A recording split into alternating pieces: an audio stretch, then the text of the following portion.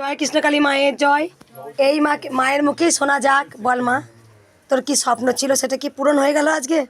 হ্যাঁ, আমি ইউটিউবে দেখেছিলাম বর্ধমানে কৃষ্ণকালী মা আছে, তো আপনার ভিডিও আমি দেখেছি, কিন্তু আমার সামনাসামনি এসে দেখার ইচ্ছা ছিল। তো আমি ফুড এসআই পরীক্ষা দিতে এসেছিলাম বর্ধমানে মাসিমণির বাড়িতে। তারপর মাসিমণির বাড়ির পাশে একটা মাসিমণি আছে, ও বললো একটা ঠাকুর বাড়ি যাচ্ছি, আমার সাথে চল। কিন্তু আমার আসার ইচ্ছে ছিল, এবার সেখানে কোন ঠাকুর থাকে সেটা আমি জানতাম না। তো এসে দেখছি এখানে কৃষ্ণকালী মা, তো আমার আসার ইচ্ছে ছিল। মা এটা মনোবাসনা পূর্ণ করে দিয়েছে। আমার নতুন করে কিছু বলার নেই, যে আমার চাকরি হোক, শরীর ভালো থাকুক বা আদার্স কিছু, মাকে দেখার ইচ্ছা ছিল, মায়ের সামনে আসার ইচ্ছা ছিল। মা, আমি এটাই চাইবো, মা সকলকে ভালো রাখুক আর সকলকে সৎ বুদ্ধি দিক। একদম একদম খুব সুন্দর একটা ছোট্ট আমার ভক্ত, বেশি বয়সও নয়। ও একটাই কথা বলতে চাইলো, ও কিন্তু অনেকদিন ধরে মনের আশা ছিল যে আমি একবার ইউটিউবে দেখেছি কৃষ্ণকালী মায়ের মন্দির, মাকে আমি একবার নিজে গিয়ে মাকে দর্শন করব। কিন্তু ও ভাবতে পারেনি যে এই ঠাকুরবাড়ি আসছে, তার মাসিমণি ঠাকুরবাড়ি যাচ্ছে বলে ও শুনে এসেছে, কিন্তু জানতো না যে কৃষ্ণকালী মায়ের কাছেই আসছে। একদম তুই জানতিস না? না, জানতাম না। কিন্তু এখানে এসে অবাক। হ্যাঁ, আর আমি ভিডিওগুলো দেখেছি, আর সত্যি কথা বলতে প্রথম ভিডিওগুলো বিশ্বাস করি, আমি ঠাকুরকে বিশ্বাস করি। কিন্তু ওই যে পায়েস খাওয়ানোর ভিডিওটা, আমি এখানে সত্যিই বলছি, আমি ভাবছি যে এটা কি করে হয় না, তাহলে আমি দেখি, ওখানে যাই ঠাকুরের কাছে। আর এর আগে আমি একবার মানে মা কালীর দর্শন পেয়েছিলাম। মানে আমিও মেডিটেশন করি আর আমি মা কালীর খুব বড় ভক্ত। তো আমি চাই, এগুলো তো মানুষকে বলা যায় না যে আমি এরকম দর্শন পেয়েছি বা আমার এরকম মানে স্বপ্নাদেশ দেয়, এগুলো কেউ বিশ্বাস করে না, আমার ফ্যামিলির লোকও বিশ্বাস করে না। তো যাই হোক, আমি আবার চাই যেন মা আবার আমার কাছে ফিরে আসে, আমি যেন আবার মাকে দেখতে পাই। আর আমি কিছু সমস্যা নিয়ে আসিনি, আমি মাসিমণি এসেছে, মাসিমণির সাথে ঠাকুর বাড়ি এসেছি, ঠিক আছে। সমস্যা প্রত্যেকটা মানুষের লাইফেই থাকে, ডাক্তার দেখাতে হবে, চাকরির জন্য চেষ্টা করতে হবে, পড়াশোনা করতে হবে, সমস্ত কিছু। আমি শুধু মাকে একটা কথা বলছি, সকলকে ভালো রেখো, ঠিক আছে, সকলকে ভালো রেখো। আর এখানে তাবিজ কবজ কোনো কিছু দেওয়া হয় না।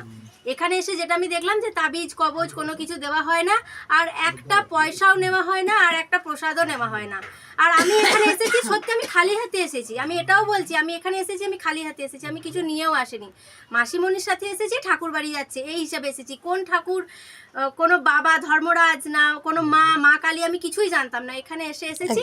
তো সবাই এই ভক্ত ইউটিউবে দেখে আমার এই পায়েস খাওয়ানোটা অনেক অনেক বড় বড় মনে ভাবছিলাম যে এটা কি করে হতে পারে, দেখি আমি মায়ের প্রতি বিশ্বাস তো আমার আছে, যে পায়েস খাওয়ানোটা কী করে হতে পারে। অনেক খারাপ কমেন্ট আমাকে শুনতে হয়েছিল, তারাই আমার কাছে এসে আমার কাছে ক্ষমা চেয়েছে। আমি কোনোদিন কোনো কমেন্ট করিনি। না, তুমি করনি, কিন্তু অনেকে আছে মায়ের পায়েস খাওয়ানোটা নিয়ে অনেক বিদ্রুপ করেছিল মাকে নিয়ে। ফেসবুকে কি নাম ছেলেটার? ফেসবুকে ছেলেটা কি নাম বাবা? অর্ঘ নাম ফেসবুকের। ও কৃষ্ণকালী মায়ের নামে অনেক কিছু ও মানে খারাপ কথা বলছে, কুৎসা লটাচ্ছে। তা ব্রাকপুরের ছেলে।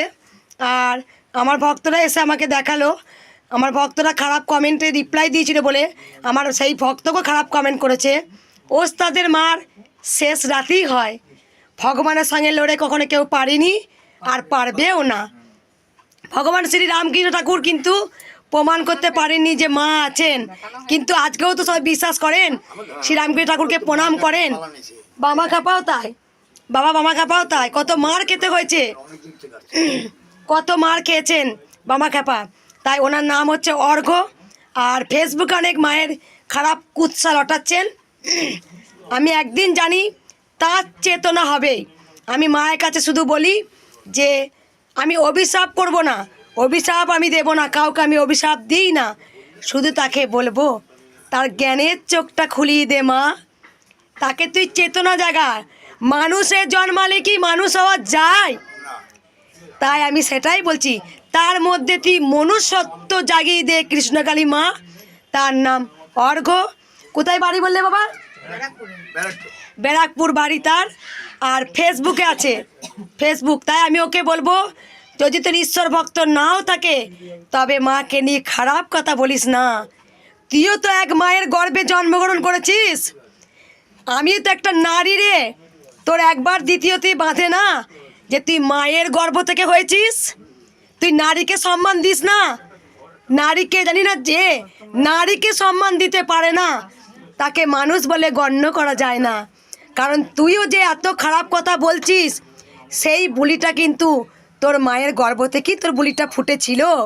আজকে সেও কিন্তু নারী। তুই আমাকে দিয়ে অনেক খারাপ কমেন্ট করছিস, কৃষ্ণকালী মাকে দিয়ে অনেক কিছু বলছিস। তবে আমি বলবো না, অভিশাপ দেব না, মায়ের কাছে একটা কথাই বলবো, মা তুই ওকে জ্ঞানের চোখ খুলিয়ে দে। একবার সবাই বলুন জয় কৃষ্ণকালী মায়ের জয়। জয়। কৃষ্ণকালী মায়ের জয়।